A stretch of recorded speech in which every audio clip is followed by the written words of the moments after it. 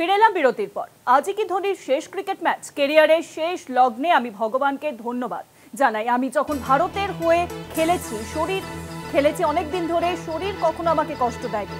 এই মরশুমের শেষ আইপিএল ম্যাচ টসে কিসের ইঙ্গিত দিলেন ধোনি? ক্যারিয়ারের শেষ লগ্নে আমি বলে জানালেন ধোনি। আজই কি ধোনির শেষ ক্রিকেট ম্যাচ? এই প্রশ্নই এখন সামনে আসছে। ভগবানকে ধন্যবাদ, আমি যখন ভারতের হয়ে খেলেছি শরীর কখনো কষ্ট দেয়নি। আর বিষয়ে আরো বিস্তারিত আলোচনা করব। নিউজরুমে এখন সঙ্গে রয়েছেন আমাদের ডিজিটাল হেড অর্পণ ঘোষ। অর্পণ দা, আজকে টসের পর মহেন্দ্র সিং ধোনি ইঙ্গিতপূর্ণ একটি মন্তব্য করেন, তাহলে কি এবার ধরে নেওয়া যায় যে ধোনির কি এই আইপিএল ম্যাচই তার শেষ ম্যাচ? দেখো শুভঙ্কী, প্রথমে তোমায় জানিয়ে রাখি যে এর আগেও কিন্তু বহুবার এই প্রশ্নটা হয়েছিল যে ধোনির কি শেষ মরশুম হতে চলেছে বা শেষ ম্যাচ হতে চলেছে। সেটা কিন্তু 2022 সালে যখন আসে, তখনও কিন্তু ইডেনে যখন খেলা হয়েছিল তখনও কিন্তু একই রকম কথা উঠেছিল। পুরো ইডেন গার্ডেন্স পুরো ইয়েলো জার্সিতে ভর্তি হয়ে গিয়েছিল। কিন্তু ধোনি জানিয়েছিলেন যে এখনও আমার শরীর সাথ দিচ্ছে। এবং আজকে যে প্রশ্নটা, অর্থাৎ আজকে যে জল্পনা তৈরি হয়েছে সেটা হচ্ছে এটাই কি ধোনির শেষ ম্যাচ? বোধহয় হ্যাঁ, কারণ এই কথাটা বলতে বাধ্য হচ্ছি, কারণ আজকে যখন রবি শাস্ত্রী মহেন্দ্র সিং ধোনিকে জিজ্ঞাসা করেন যে শরীর এখন কি অবস্থায় রয়েছে, তখন বলেন যে রেসপন্ড করছে ভালো, ধোনি জানান। এবং তারপরেই বেশ কতগুলো কথা বলেন যেটা কিন্তু যথেষ্ট ইঙ্গিতবাহী। সেই কথাগুলো কি?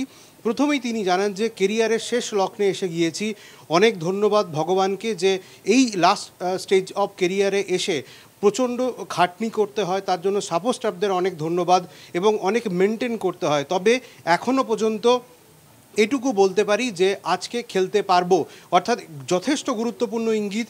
এর আগে যখন জিজ্ঞেস করা হয়েছিল চেন্নাই সুপার কিংসের ক্যাপ্টেনকে এবং কোচকে, তখন স্টিফেন ফ্লেমিং পরিষ্কার 3টি শব্দ বলেছিলেন, আই ডোন্ট নো ধোনি খেলবেন কি খেলবেন না। আজকেও কিন্তু অনেককে জিজ্ঞাসা করা হয়েছিল, চেন্নাই সুপার কিংস কর্তৃপক্ষকে জিজ্ঞাসা করা হয়েছিল, তারাও কিন্তু কোনো রকম কোনো সদুত্তর দিতে পারেননি।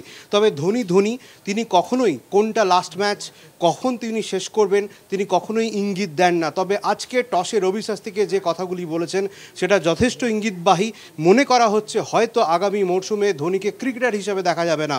তবে আরেকটি বিষয় শুভাঙ্গী তোমায় জানিয়ে রাখি, যে বিষয়টি খুব গুরুত্বপূর্ণ, সেটা হচ্ছে যে আজকে যে ম্যাচ, যদি আজকের ম্যাচ চেন্নাই সুপার কিং হেরে যায়, তাহলে কিন্তু ধোনির ক্যারিয়ারে অন্যতম লজ্জার সিজন হতে চলেছে এই সিজন। কারণ 2022 সালে চেন্নাই সুপার কিং 10টি ম্যাচ হেরেছিল, 2020 এবং 2012-তে 8টি করে ম্যাচ হেরেছিল।